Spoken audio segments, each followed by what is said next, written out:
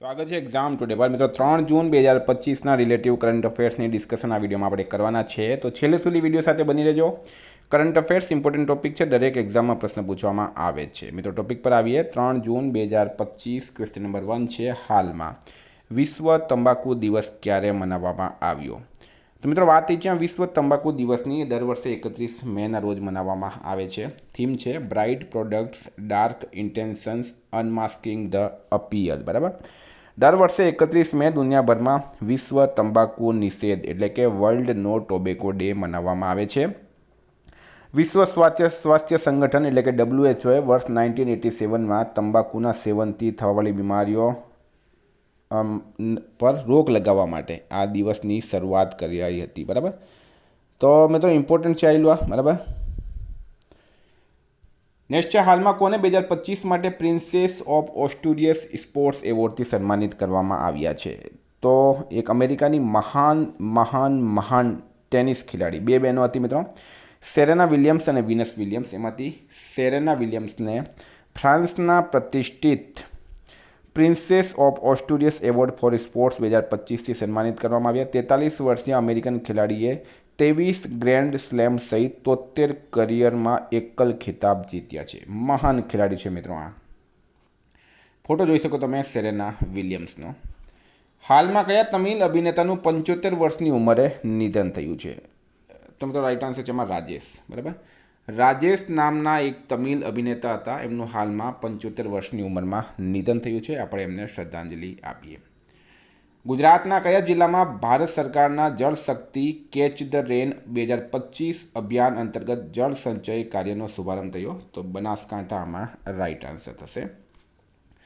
વિદ્યાર્થી મિત્રો, ગઈકાલની જે LRDની એક્ઝામ હતી 100% કરંટ અફેર આપણી એક્ઝામ ટુડેની PDFમાંથી પૂછાયું છે. તમામ સબૂત મેં ટેલિગ્રામ ચેનલમાં મૂક્યા છે. તો તમે પણ મિત્રો અત્યારથી જ રેવન્યુ તલાટીની તૈયારી ચાલુ કરી દો. 1.5 વર્ષનું કરંટ અફેર દરેક એક્ઝામમાં પૂછવામાં આવે છે. અત્યારથી તમે તૈયારી ચાલુ કરી દો. બરાબર. તો એક્ઝામ ટુડેની કરંટ અફેર્સની PDF સાથે તમને Olympic, Paralympic, Covid, IPL, GI tag, બદલાયા નામ, ભારત ગુજરાતના વર્તમાન પદાધિકારી, પુસ્તક લેખક, company CEO, brand ambassador award, GK sport, GK G20 summit, T20 world cup, FIFA world cup, election, GK યોગ્ય, GK budget 2025-26, champions trophy, IPL, Padma awards, topic wise મિત્રો તમને 40થી વધારે કરંટ અફેર્સની PDF મળશે. મંથલી કરંટ અફેર્સની PDF 6 મહિના, 1 વર્ષ, 1.5 વર્ષ. બરાબર, બધી જ મળશે. તો PDF માટે 6 મહિનાની PDF માટે 120 રૂપિયા 9510411961 પર ગૂગલ પે, ફોનપે, પેટીએમ કંઈ પણ કરો, સ્ક્રીનશોટ મોકલી આપો. 2 મિનિટમાં PDF મળી જશે. મિત્રો એનાથી વધારે જોઈતી હોય તો પણ તમને મળી જશે. બરાબર, કોન્ટેક્ટ કરો ખાલી. હાલમાં કૃષિ મંત્રી શિવરાજસિંહ ચૌહાણે ક્યાં વિકસિત કૃષિ સંકલ્પ અભિયાન શરૂ કર્યું છે? તો મિત્રો એ કર્યું છે ભુવનેશ્વર ખાતે. બરાબર. ભુવનેશ્વર ઓડિશાનું પાટનગર છે. અને કૃષિ મંત્રી કોણ છે? શિવરાજસિંહ ચૌહાણ. હાલમાં કોણે મિસ વર્લ્ડ 2025નો ખિતાબ જીત્યો? તો મિત્રો ઓપલ સુચાતા. બરાબર, ઓપલ સુચાતા એમણે મિસ વર્લ્ડ 2025નો હાલમાં ખિતાબ જીત્યો છે. તમે ઇમેજમાં એમનો ફોટો જોઈ શકો. 21 વર્ષની થાઈલેન્ડની ઓપલ સુચાતા ચુઆંગશ્રીએ મિસ વર્લ્ડ 2025નો ખિતાબ જીત્યો છે. 108 દેશોના કન્ટેસ્ટન્ટ્સ એમાં ભાગ લીધો. હૈદરાબાદના હાઈટેક્સ એક્ઝિબિશન સેન્ટરમાં આનું આયોજન થયું. ભારતની નંદિની ગુપ્તા બહેતરીન એટલે કે સારા પ્રદર્શન સાથે ટોપ 20માં પહોંચી હતી. તો મિત્રો આ તમે મિસ વર્લ્ડનો એક સ્ક્રીનશોટ લઈ લો. બરાબર. આમાં આપણે દરેક માહિતી આપી. વિજેતા છે ઓપલ સુચાતા ચુંગાશ્રી.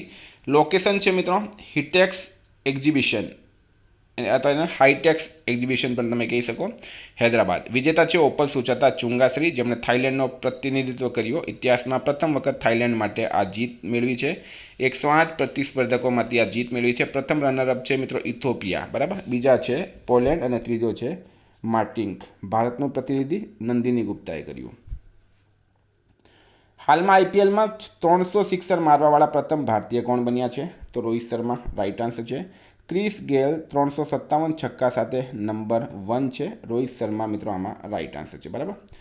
કયા રાજ્યને ઉલ્લાસ નવ ભારત સાક્ષર કાર્યક્રમ અંતર્ગત 100% સાક્ષર જાહેર કરવામાં આવ્યો? તો મિત્રો રાઈટ આન્સર છે એમાં ગોવાને. બરાબર, ગોવા. તો ગોવાના CM છે હાલમાં પ્રમોદ સાવંત, રાજ્યપાલ છે PS શ્રીધરન પિલ્લઈ. મિત્રો ગોવામાં ધ્રુવીય ભવન અને સાગર ભવન કેન્દ્રનું હાલમાં ઉદ્ઘાટન કરાયું. ગોવા સરકારે ઉત્તર પ્રદેશ અગ્નિશમન વિભાગથી સન્માનિત કરવામાં આવ્યા. પારંપરિક સિગ્મો મહોત્સવ 2025 ગોવામાં થયું. 10મા ભારત વિજ્ઞાન ફિલ્મ મહોત્સવનું ઉદ્ઘાટન પણજીમાં કરાયું. 24મી રાષ્ટ્રીય પેરા સ્વિમિંગ ચેમ્પિયનશિપ ગોવામાં થઈ. 55મો ભારતીય આંતરરાષ્ટ્રીય ફિલ્મ મહોત્સવ ગોવામાં આયોજિત કરાયું. આટલું ગોવા વિશે યાદ રાખો. હાલમાં રેટિંગ એજન્સી ક્રિસલે નાણાકીય વર્ષ 2026માં ભારતની જીડીપી વૃદ્ધિદર કેટલા ટકા રહેવાનું અનુમાન લગાવ્યું છે. તો મિત્રો ક્રિસલની રિપોર્ટ મુજબ 6.5%, બરાબર, 6.5%, 6.5% રહેશે. અને જીડીપીનું પૂરું નામ છે ગ્રોથ ડોમેસ્ટિક પ્રોડક્ટ્સ. હાલમાં કયા ગુજરાતી લંડનમાં હેરો શહેરમાં મેયર બન્યા છે? કયા ગુજરાતી છે મિત્રો? તો એમનું નામ છે અંજના પટેલ, બરાબર. અંજના પટેલ એ મેયર બન્યા છે લંડનના હેરો શહેરમાં. સ્ટારમાં કરજો મિત્રો, વેરી વેરી ઇમ્પોર્ટન્ટ છે. હાલમાં ક્યાં 34 ડિજિટલ ન્યાયાલયોનું ઉદ્ઘાટન કરાયું છે? તો એ ન્યૂ દિલ્હી ખાતે કરવામાં આવ્યું. ન્યૂ દિલ્હીના હાઈકોર્ટના મુખ્ય ન્યાયાધીશ, એમનું નામ છે દેવેન્દ્ર કુમાર ઉપાધ્યાય. એમણે 34 નવા ડિજિટલ હાઈકોર્ટનું ઉદ્ઘાટન કર્યું છે. તો ન્યૂ દિલ્હી મિત્રો રાઈટ આન્સર થશે આમાં.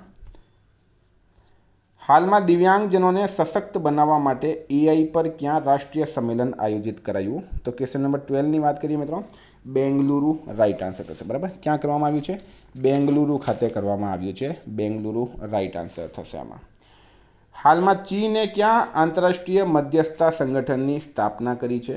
તો મિત્રો એ કરી છે હોંગકોંગ ખાતે. ચીન દ્વારા હોંગકોંગ ખાતે આંતરરાષ્ટ્રીય મધ્યસ્થતા સંગઠનની સ્થાપના કરવામાં આવી છે. ચીને હોંગકોંગમાં આ સંગઠનની સ્થાપના કરી. અત્યાર સુધી 33 દેશોએ સંગઠનના ઉદ્ઘાટન સમયે સમજૂતા પર હસ્તાક્ષર કર્યા છે. હાલમાં રાષ્ટ્રીય રક્ષા એકેડમીમાં કેટલી મહિલા કેડેટ્સનો પ્રથમ બેચ પાસ થયો છે? તો મિત્રો 17, બરાબર, 17. 18 ઓગસ્ટ 2021 કોર્ટે પહેલી વખત છોકરીઓને એનડીએમાં સામેલ થવાના ગેટ એટલે કે દરવાજા ખોલ્યા હતા.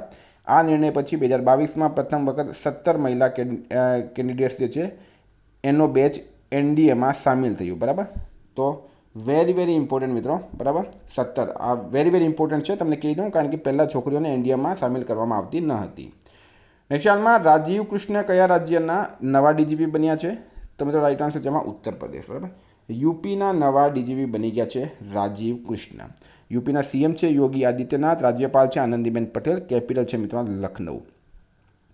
અડાની પાવરે ઉત્તર પ્રદેશમાં 1500 મેગાવોટ વિદ્યુત આપૂર્તિ માટે કરાર કર્યો. બનારસની સેનાઈને જીઆઈ ટેગ મળ્યો છે.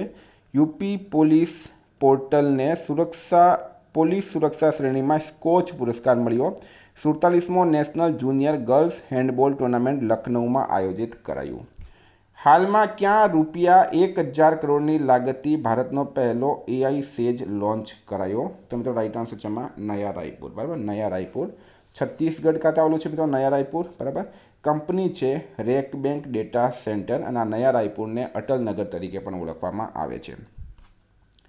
હાલમાં 2025 એશિયાઈ એથ્લેટિક્સ ચેમ્પિયનશિપમાં પદક તાલિકામાં કોણ ટોપ પર રહ્યું? તો ચીન આમાં ટોપ પર રહ્યું છે. આયોજન થયું છે મિત્રો ગુમી, દક્ષિણ કોરિયા ખાતે, બરાબર. પદક તાલિકાની વાત કરીએ મિત્રો તો આ તમે સ્ક્રીનશોટ લઈ લેજો. ભારત જે છે એ બીજા ક્રમે છે. ભારતે 8 ગોલ્ડ, 10 સિલ્વર અને 6 બ્રોન્ઝ એટલે કે ટોટલ 24 મેડલ જીત્યા છે. તો મિત્રો ઉમ્મીદ કરું તમને આ વિડીયો ગમ્યો હશે. એક્ઝામ ટુડેની પીડીએફ માટે 9510411961 પર કોન્ટેક્ટ કરો. Thank you. ફરી મળીશું. જય હિન્દ, જય ભારત.